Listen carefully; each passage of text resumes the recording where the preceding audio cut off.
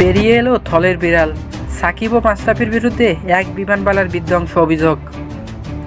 গত 5ই আগস্ট সোমবার বৈষম্যবিরোধী ছাত্র আন্দোলনের কারণে 15 বছর শাসন করা আওয়ামী লীগ সরকারের পতন ঘটে। এ সময় সরকার পতন হলে থলের বিড়াল বের হয়ে যায়। দুর্নীতি, মানি লন্ডারিং, লুটপাটের বিভিন্ন মামলা, এর মাধ্যমে ভাইরাল হওয়া অনেক গোপন ভাইরাল ভিডিও প্রকাশ্যে আসতেছে। একের পর এক মুখ খুললো আর মানুষ বেরিয়ে এলো ভালো মানুষের মুখোশ পরে। মুখোশ খুলে যাওয়ার কারণে কেউ দেশ ছেড়ে পালিয়ে গেছে, কেউ বা পালাতে গিয়ে ধরা পড়েছে, আবার কেউ বা লুকিয়ে আছে।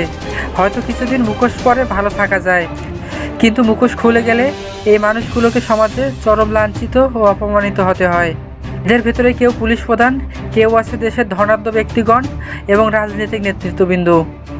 এছাড়াও সম্প্রতি লাইভে এসে এক বিমানবালা আঙ্গুল তুলেছে দেশের 2 ক্রিকেটারদের দিকে। তারা যেমন বাংলাদেশের স্বনামধন্য ক্রিকেটার, তেমনি একজন মাগুরা 1 আসনের আওয়ামী লীগের সংসদ সদস্য এবং নড়াইল 2 আসনের সংসদ সদস্য ও বাংলাদেশ ক্রিকেট দলের সাবেক অধিনায়ক। লাইভে এসে এক নারী নিজেকে বিমানবালা হিসাবে দাবি করে এবং সে কয়েকটি বিষয়ের ওপর কথা বলে।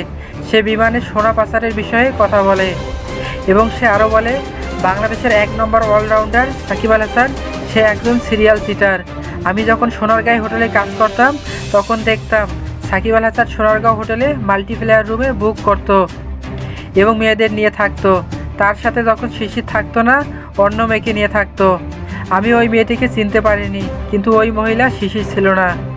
শুধু সাকিব একা না, মাশরাফি বিন মর্তুজা সেও সোনারগাঁও হোটেলে আসতো একাধিক মহিলা নিয়ে।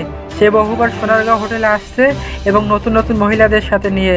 তবে এই বিমানবালা কতটুকু সত্যি বলেছে এখন পর্যন্ত তার কোনো প্রমাণ দিতে পারেনি।